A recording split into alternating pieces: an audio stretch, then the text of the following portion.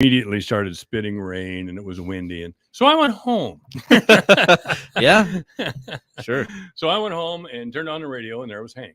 So, by the way, I'm walking around the studio here, ladies and gentlemen. I'll be with you here in a minute. I'm getting StreamYard going so you can see what a good-looking guy. Well, thank you. Of course. Anyway, yeah. Are we both on now? I think we're both on. Believe so. Okay, there we are. Now there we go. There we go. Okay, we're both on StreamYard, and you can find StreamYard by going to my Facebook page, which is Michael Devine, or AM 1400 KVFD Facebook page, or the Alpha Media YourFortDodge.com website. Anyway, much to my surprise, maybe not to yours, Webster City just whipped up on the Dodgers.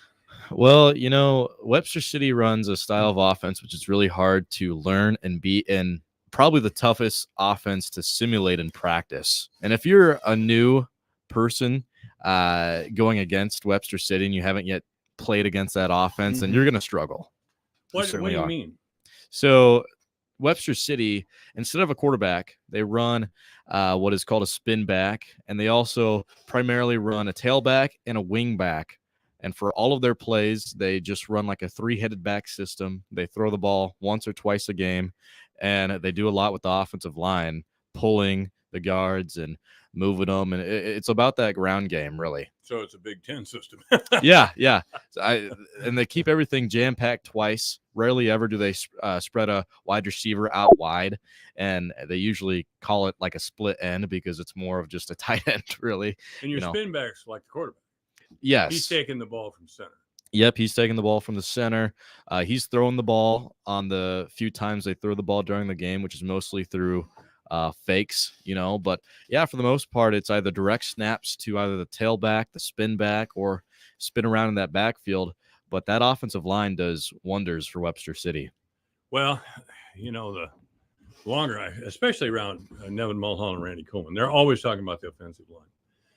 And I'm beginning to think that's the truth, especially after watching a lot of NFL games here lately. Yeah. Tom Brady has always had the best offensive line.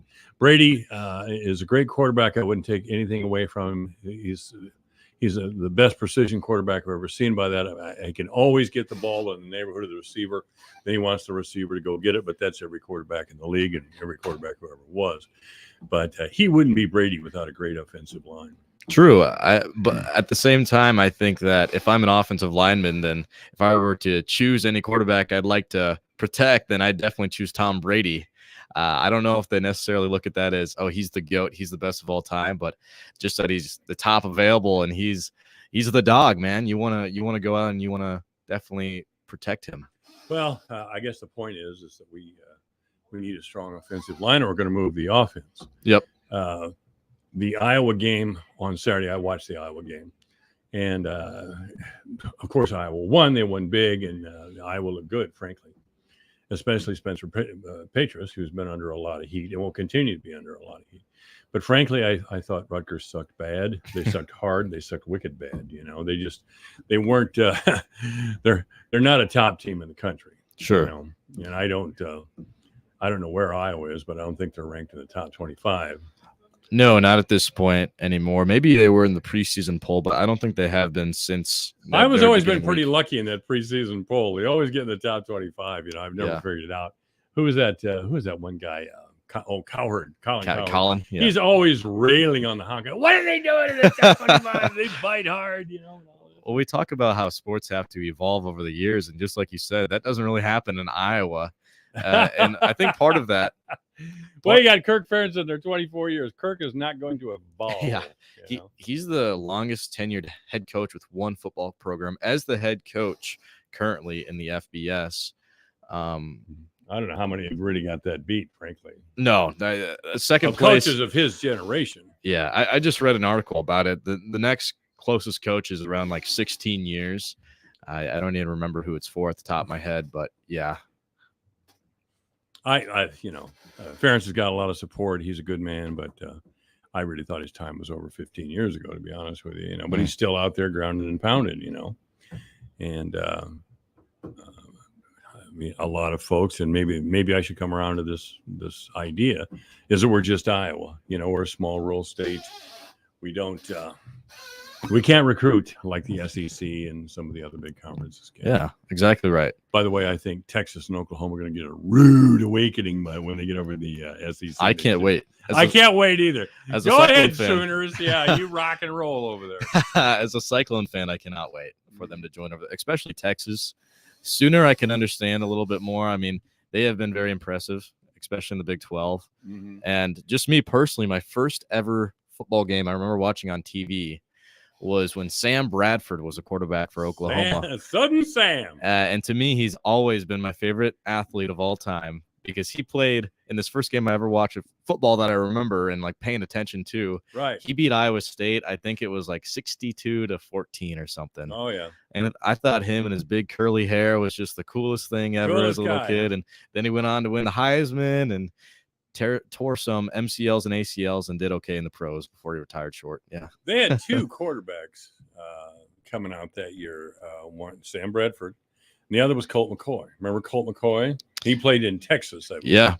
And even Johnny Football was around that day. And Johnny Football had to be, poor guy, one of the most unbelievable flameouts in professional sports ever. Yeah. I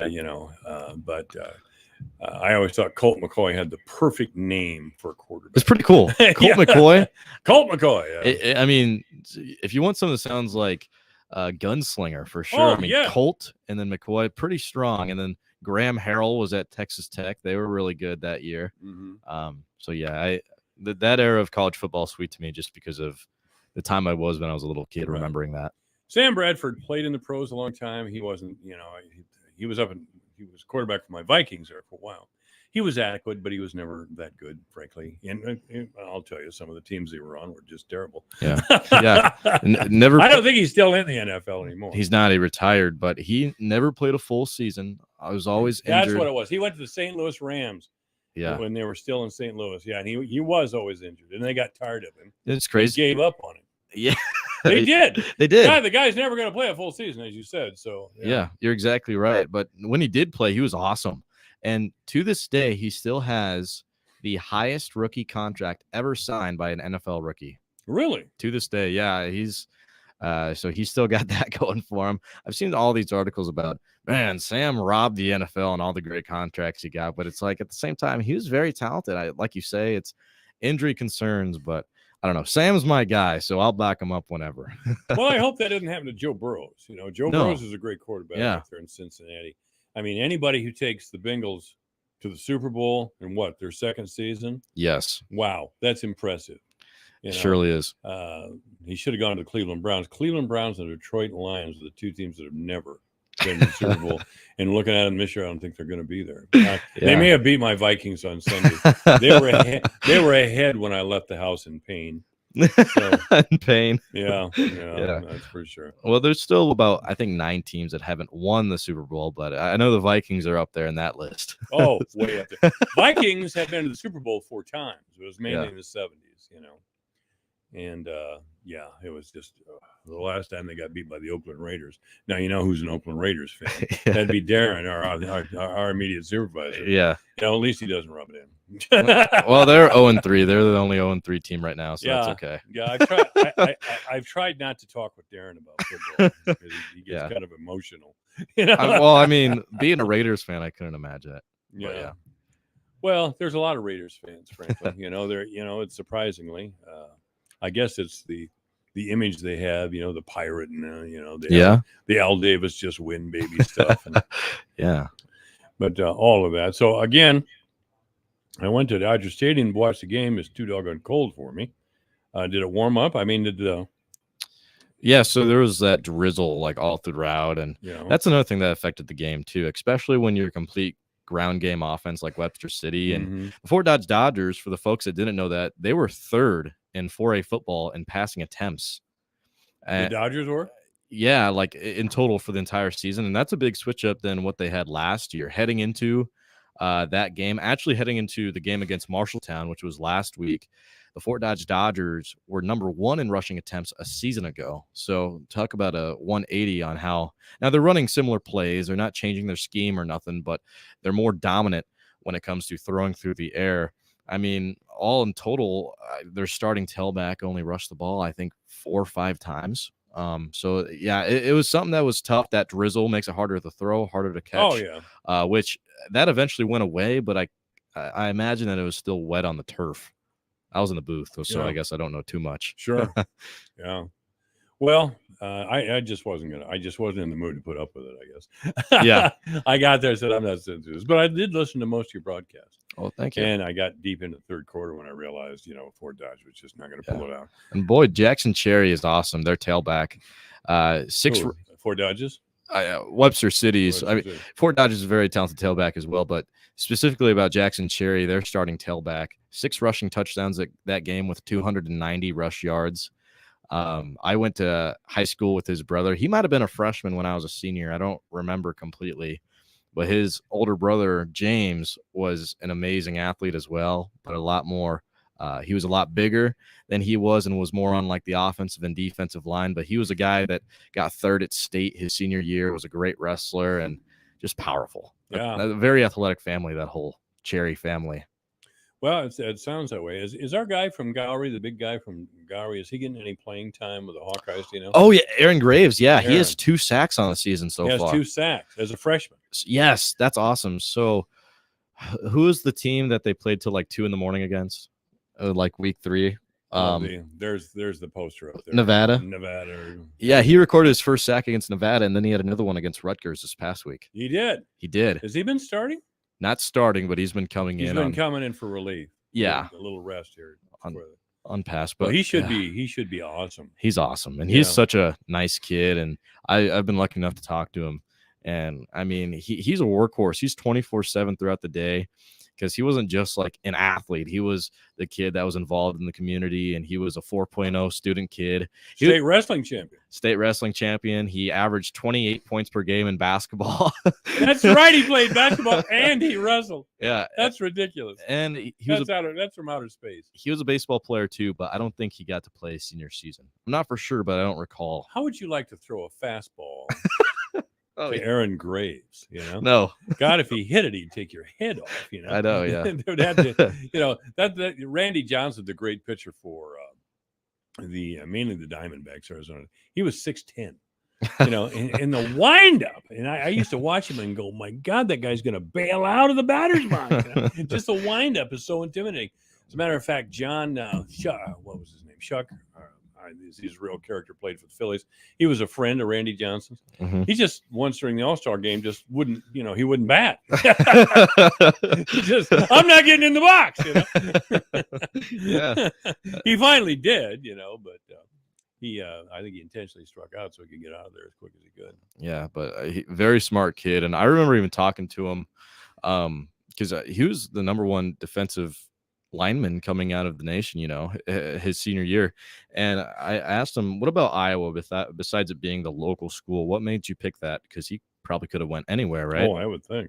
And a lot of it was because, and he's exactly right when he says this, is that Iowa sends is a school that sends top 5 most amount of talent either on the offensive or defensive line through the NFL draft. So already thinking about your future that ahead, which is, I mean, you're a true freshman, you could have another year. So like 5 years from now, I mean, that's very impressive. Yeah, really. All right, Hank Ambrose is our guest. What did you think of the Iowa game? Iowa game, I did not. I'm an Iowa State fan. I know you're an Iowa State fan. I didn't get to really watch the Iowa game. You got to detach, buddy. You didn't really watch it all? I checked the stats. Come on, man. Rob Jones would have known every damn thing about it. I know. I need to do better about that. But Iowa. All right. What did you think of the Cyclone game? I felt like Matt Campbell. If you saw him screaming on the sideline, throwing a tantrum. That was great. Oh, come on. I mean, that is how there was an article with Matt Campbell featured, where his picture was featured. When are we going to hold officials accountable? And I'll tell you, years ago, I went to a Cyclone game, took some friends, and Paul Rhodes was still a coach. And we were playing Texas, and we beat Texas, but we lost. I mean, and the official who had the announcing capability had a real Southern drawl, and he seemed to be rubbing every penalty in the Iowa State Cyclones fans' face. The Texas running back, clearly, it was on video on the Jumbotron. It's a big one, too. Fumbled the ball, and Iowa State recovered. And and this official touchdown Texas. I thought touchdown this. Yeah. And Texas won the game. But Paul Rhodes got on in his post game press conference. He just ripped these guys. As a matter of fact, that officiating crew was suspended for a short period of time. It's happened a few times. Yeah, in Big 12. Well, yeah, but they were still officials. Yeah. They should have been fired. And I really think the officiating crew of the Iowa State game against Baylor should face sanctions, if not outright termination. Their calls were awful. Yeah, I know that's spoiled grapes. You're never supposed to blame it on the officials. It was, the team should have left it on the field or whatever. But there were some highly questionable calls there. And they all seem to go against Iowa State. Of course, I'm a fan. Every call is going to look like it's unfair to my team. Yeah, I got to say it's a part of the game too. I'm kind of in that belief that it's just a part of the game. You got to find a way to beat the system. Coach Campbell's dealt with some bad officiating in the past, and he's got to find a way to correct it because obviously now he knows it's not going to go his way. But when it's really bad, somebody should step forward and say, this was really bad. It's not going to overturn the game.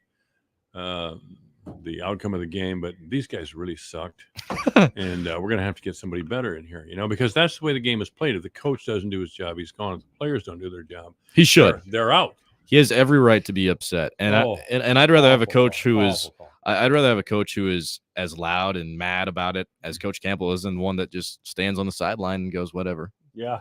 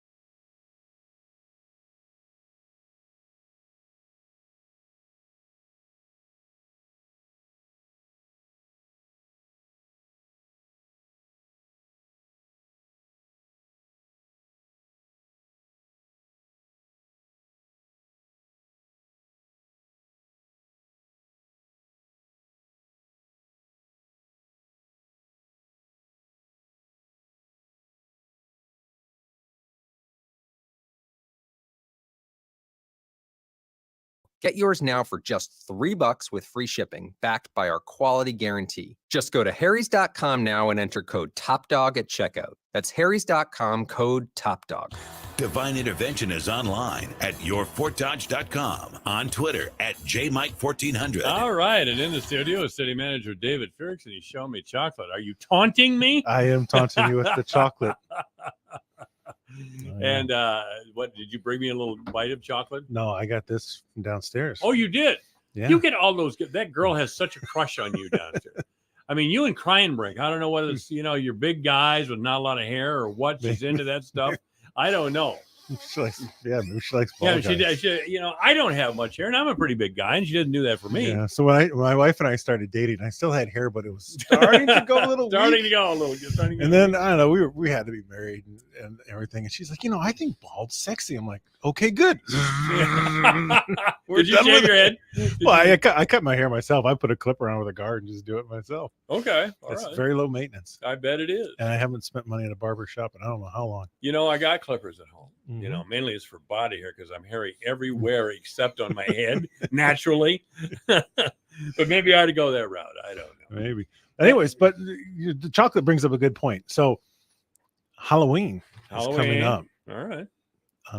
If anyone is wondering, trick-or-treating is always on Halloween. On Halloween. That's the 31st. On Halloween, the 31st. It's been on the 31st for the last 16 years. It's always the 31st. Which seems to coincide with your arrival here in town. Yeah, I know. That was one of my rule changes. But yeah, there is no such thing as Beggar's Night. That's a different night than Halloween. Everything is trick-or-treating on Halloween night. You're such a stickler for details. No Beggar's Night. No, it is. You know what it is, Mike? It's simplicity. Simplicity. It's always the 31st of October. Yeah, very simple. That's very good.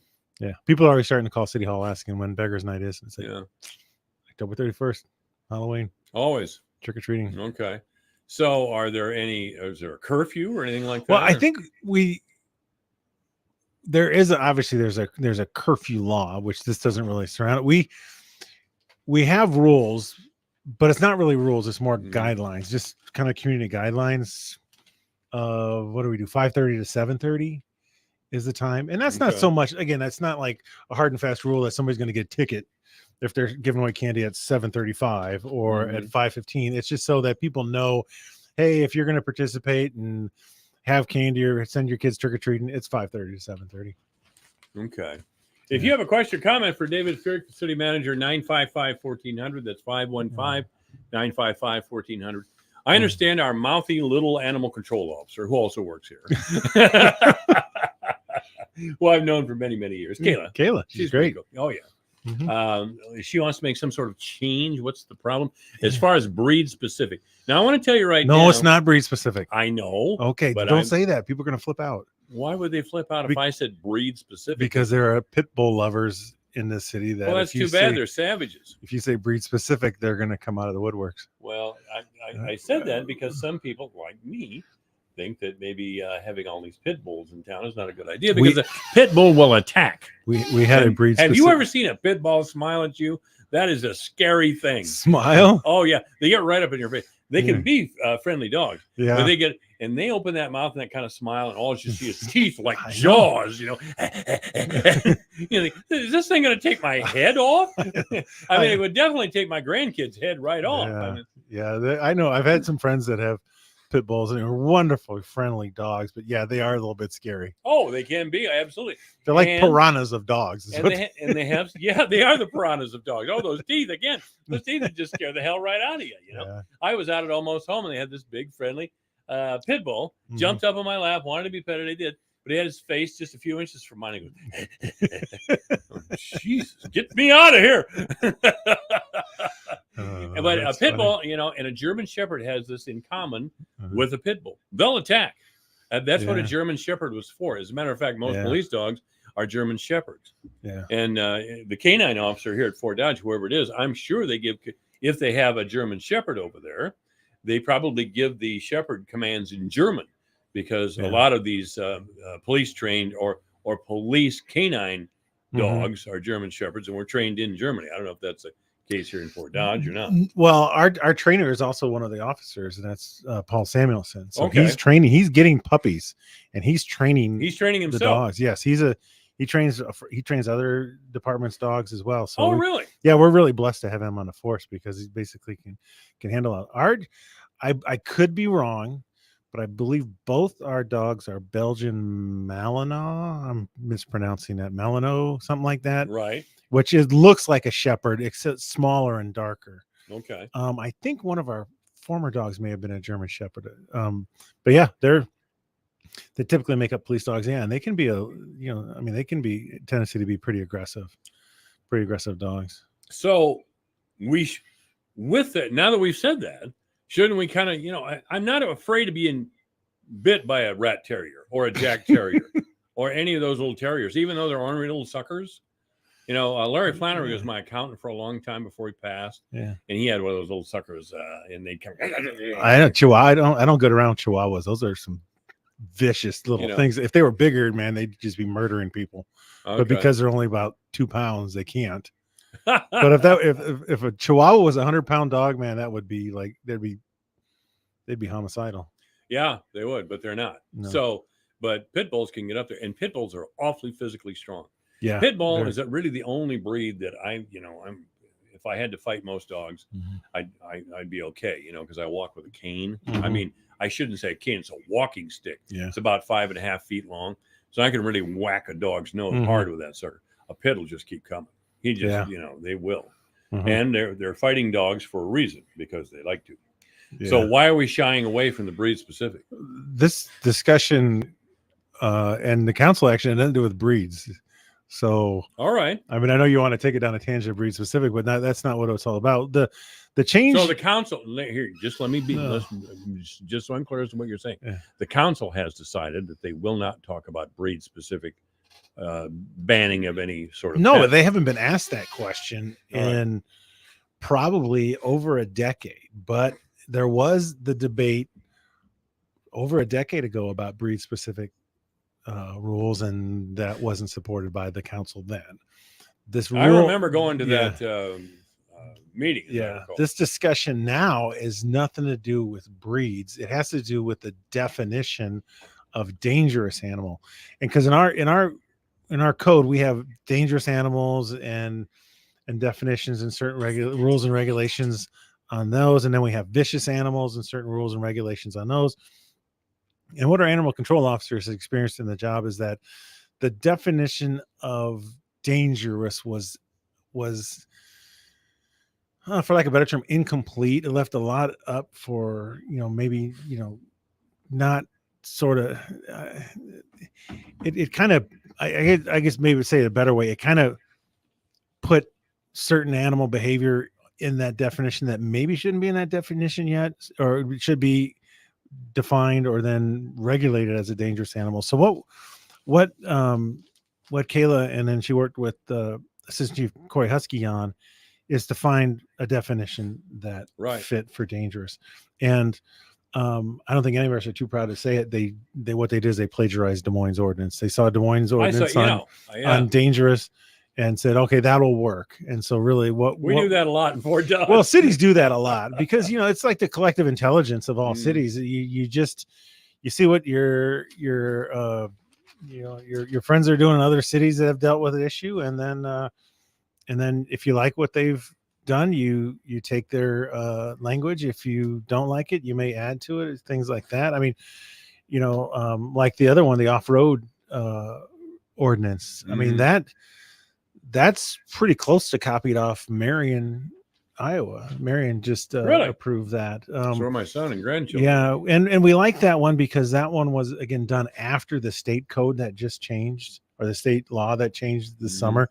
So knowing that they did it afterwards, it kind of put it in a little better context for what we as a city can do. We have modified it a little bit, but for the most part, that was the model we chose for that. Well, there's nothing wrong with it. I don't, I just wonder why.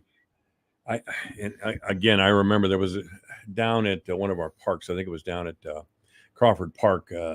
Somebody's dog had gotten loose and threatened another dog or something. And there was a big, I remember the players involved now, but there was a big, long discussion. And the mayor Matt Bemrick was the mayor. and Mhm. some of the city council members were talking about not discriminating based on Mhm. breed. And I thought, my God, this isn't a civil rights discussion. We're talking about whether a dog is dangerous or not. Can't we say that? Can't we just come out and Mhm. say whether there are some breeds that are in fact more dangerous and more hazardous, maybe to a human being than others? But the city council chose not to do that. You understand what I'm saying? You look confused. When I'm Yeah, saying no, that. I get it. Okay. I get it. So let's talk about the off-road proposal. Sure. Now, are people going to be buzzing around now? We should lay the terms out here again. Do people under 18 get to drive these things around town? No. Or they don't. You cannot drive it on a city street. You have to be 18. You have to be Okay. licensed. You have to have Right. insurance. Mhm. The vehicle has to be insured as well. Okay. The vehicle has to be insured. Yeah. So you have to have a driver's license. You have to be 18, and you have to have insurance on the vehicle. So will police be able to stop people if they don't look? Obviously, we're not going to have a speeding ticket thing. You could. Well, I suppose they could. You could speed in these things. They'll go faster than the speed limit. Okay. So yeah, if somebody speeds in town, they're going to get a speeding ticket. Okay. And if they're 16, they're probably also going to get a violation of the local ordinance, which is a $250 fine. A local So if they're ordinance under specifying that so I mean, these fines could get stacked up. You know, you can get a speeding ticket for speeding, and if you're violating a local ordinance for whatever reason, you know, a perfect example is someone who's maybe 16 but not 18. Yeah, you can get the $250 fine on top of that. Okay. All right. Yeah. Is there anything we can do about that speed limit over the Hab Bridge out there that goes over to what used to be the mall? What do you want to do? Make it faster or slower? Yeah. Well, I want to make sure that cars don't hit the brakes coming down the hill on the way into town. That's just ridiculous. Well, Mike, you're supposed to use the brakes when you go downhill, so you don't go too fast. It seems awfully stupid, and it always Brakes. has. Mike, Hitting the brakes is so we don't go 25 miles an hour. Mike Devine quote of the day: "Brakes are stupid."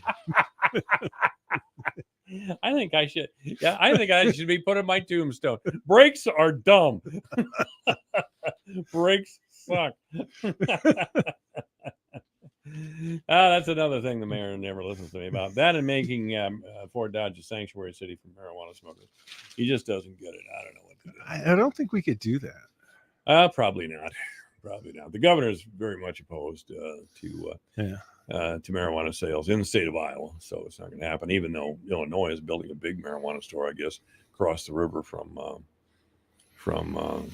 Davenport and other places. Even Nebraska's getting on the marijuana bandwagon. They see all that extra revenue, but we're not doing it. No, we sell fireworks. It took us years to get over that hump. My God, Spencer burns down their town. Does Illinois still sell fireworks? I don't know if they do. I don't know if Illinois, because I know when I grew up there, you couldn't buy fireworks there. I don't know. It's a pretty liberal state. Because everyone went to Missouri to get their fireworks. Everybody went down to Missouri if they wanted fireworks.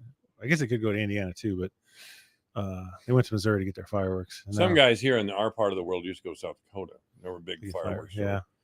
But I have a friend who has a cabin down there in that lake, whatever it is, Lake Thunderhead, and they were huge, like fireworks things right across the border. We're a little firework tents. Yeah, you drive up 29, and it's like fireworks stores all over the place. So we're going to have these little beastie ATV things. Where was that coming from? I mean, was that because we have this ATV park just south of town, or who was pushing this? So yeah, and it's not ATVs, and I'm not correcting you just to be, a stickler, because an ATV by definition at the city is like a 4-wheeler or a 3-wheeler or something you straddle.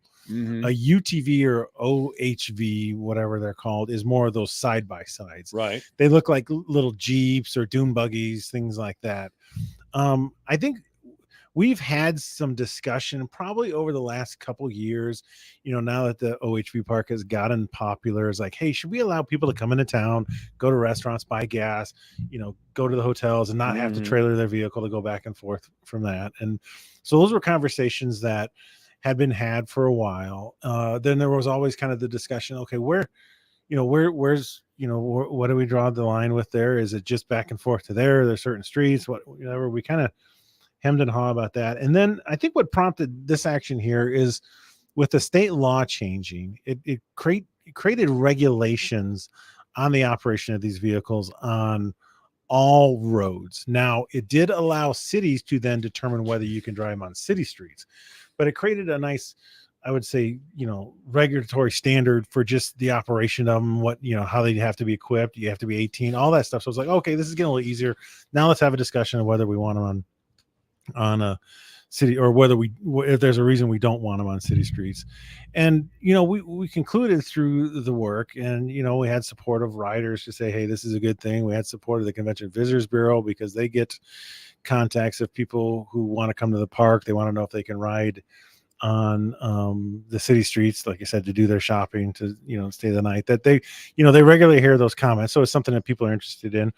So we gave it a thought, and we thought, as we approach this ordinance, again, simple is better. So we tried to keep the regulations pretty limited to what's already in the state code, which people should know if they're coming here, and keep it more to that. The one thing I think we varied a little bit is if you're on a residential street, or if let's say you live on a residential street, where you live on a residential, I live on a residential street, you need to take the most direct route to what we're calling an OHV route, which is almost like our snow route. So it's not that big a deal. Like for you just drive down 4th Avenue to 15th, and then you're to 9th, and then you're on one. So that the point behind that was so that people don't joyride them through neighborhoods, because we figured what would be the what's the negative thing? Because I mean, start riding around on Reynolds Park, for example. Yeah, and they can't ride in parks. They can't ride on trails.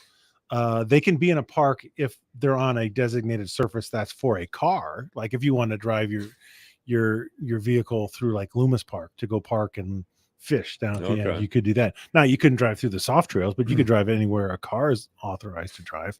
But so we basically treating them a lot like cars, except for the fact that if you're in a neighborhood, you can't just like do laps around your block or something like that.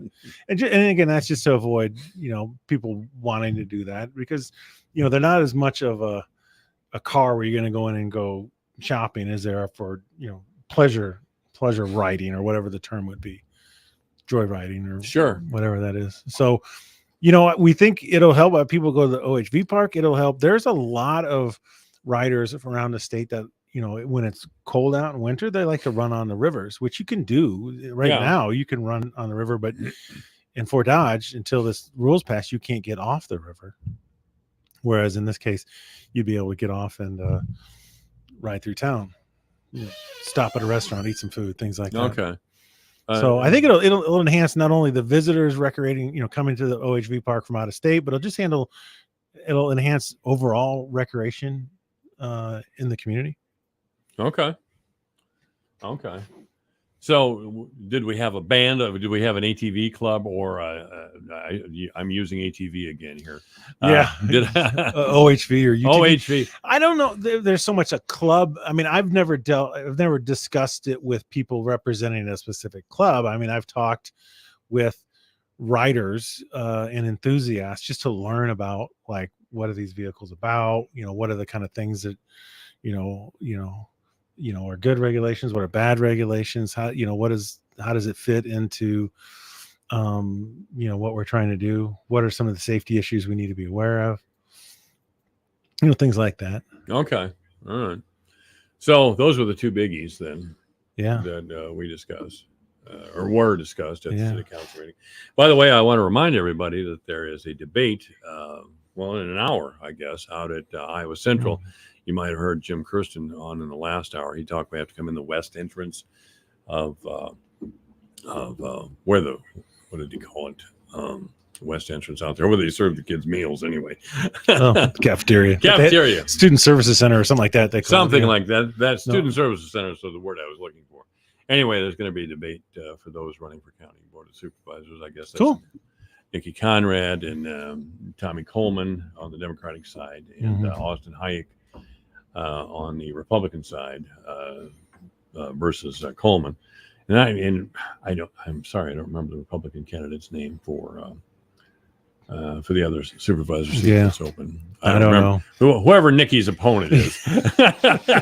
Boy, that gives that person a good heads up. And I hate to do that. I don't like, it sounds Nikki and Nikki's opponent. Nikki's opponent. Well, I've never met him. I know who he is. But I bet I'm going to find out here. Good afternoon. You're on the air at AM 1400 KBFD. Reggie Simmons. Reggie Simmons. Is this Reggie? No. But thank you very much. Do you know Reggie Simmons? Do you know anything about him? No, he's a good guy. He's a good guy. He doesn't believe in the mandates that was implemented. Oh, you mean the mask mandates? That's what he's mad about? Well, he doesn't believe in them. Well, I wasn't too thrilled either. I mean, that's Well, the county supervisors put that out there in particular. yeah, they did, and Nikki was at the forefront of that. So you can certainly Yes, he was. judge her by her actions, and I look forward to hearing what Mr. Simmons has to say tonight, and all those supervisor candidates. All right, hey, thanks for your call. Yeah. Okay. Well, I figured I was going to get a call on that Yeah. one, and I appreciate it, by the way, too. I'm surprised you didn't go, hello. Oh, Reggie. Is this Reggie? Of course, if we knew who it was, we wouldn't have. We wouldn't have had to do that. No. But anyway, I'll be Should've going. said, thank you, Mr. Simmons. Thank you, Mr. Simmons. No, that guy calls you fairly regularly. I knew his voice, but anyway, is there anything else we need to discuss? So the other thing that was on the agenda Oh. is the Blandon Arts Center. The city bought a vacant building over on 8th Avenue South, Right. close to the Blandon. It's going to be turned into the art education building. Hopefully, have that open by next summer. It's going to be a cool reuse of a vacant building. And the cool thing is the Blandon Charitable Foundation is really facilitating the purchase. They're going to pay for it. I mean, the city's going to put it up front and do the purchasing, but they're going to ultimately pay for it, pay for the debt on it. So I'm super stoked that the Blandon Charitable Foundation stepped up to make this happen. And it's great. We need an art education room. It was in the basement of the Blandon, which was a terrible location for it. So no, this is something that's been worked on for a while. It's great to see it coming to fruition. Yeah. Yeah. The Blandon is an often unappreciated treasure that It we have is. here in our town. Mhm. It's a stately building, and they have a lot of fine artworks there. Yeah. And I always feel elevated when I go there. And I don't go there as often as I should. Yeah. I'm not as involved, and I don't pay attention to what's happening over there. I should get more arts people here on, I guess. Yeah. Of course, the short stuff there, I guess, is the director or the leader of the Fort Dodge Fine Arts Society there, Shelley Butterf. Yeah, you can get Eric on. We can talk about stuff. All kinds of great stuff. Okay. Oh, the other thing before you go, you sir. cannot burn your leaves now. Why? Oh, yeah. See, Not now. See, commie. This authoritarian David Fury. Respect my authority. Yeah.